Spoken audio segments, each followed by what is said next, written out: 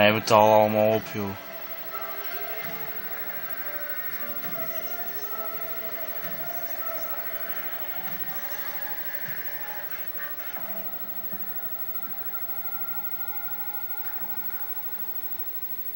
It was a challenge to try and capture something as iconic as Alcatraz. You know about this. This is arguably the most famous prison in the world, and now you're in it. Just the space, the physicality of it, because it's quite claustrophobic.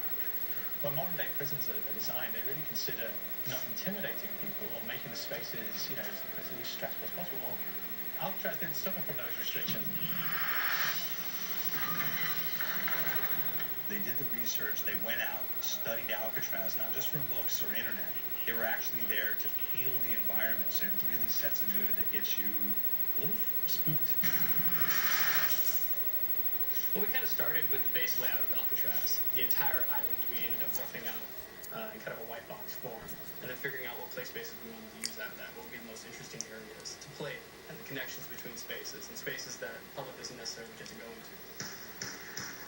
We really did a lot of pushing to really enhance that psychological horror aspect. Is kankermooi geworden, Alcatraz. A really good opportunity to really tell something special.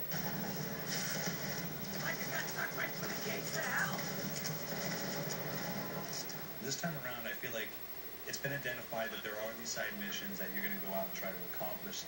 Al and the rest of the groups put together this escape plan, but the point is to get the parts and assemble this plane so they can get off the island. We did something new for the first time. We have actually contextual music that goes on. That's the first for zombies. It's all based around this horror thriller aspect. Every location will have a specific stinger that you hear when you find it, when you discover it, you start unraveling the story, we start building on the music that you're hearing, and it's really enhancing that experience and going along with it in parallel.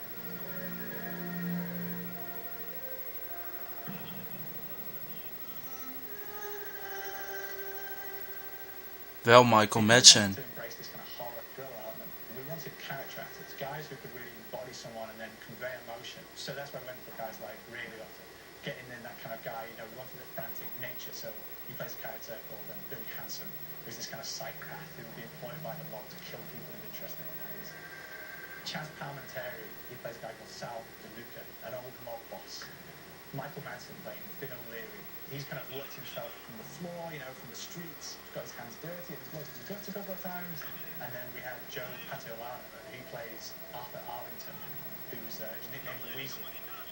Those guys, they bring a quality and a subtlety and timing that you can't really identify or try to recreate. Bring it on, dirtbags! You start off in the afterlife mode, and that's just going to be what's going on. You're going to try to solve the mystery from the second you start. Afterlife, to me, brings a new element, like a new puzzle element.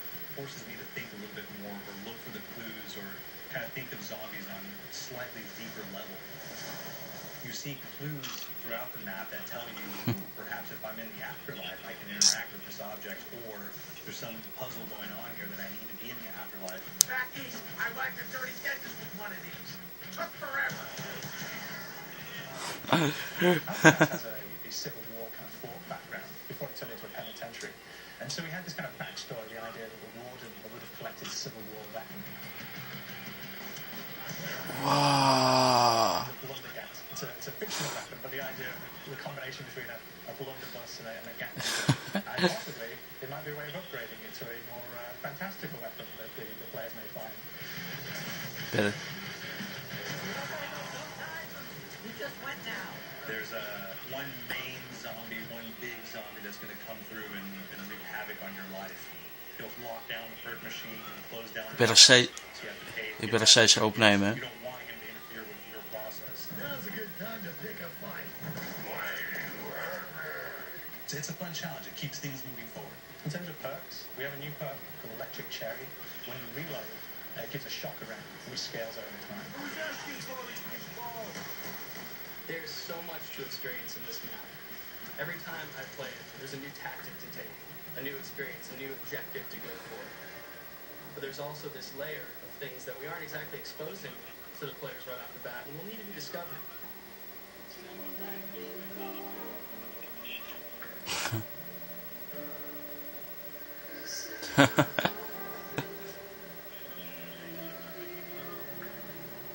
We've got the undead in there, we've got these historical elements, and these fantastic actors all seem to be piecing Oh, Richard in dan. this kind of same world. So it's magical, and our team was incredibly excited by it.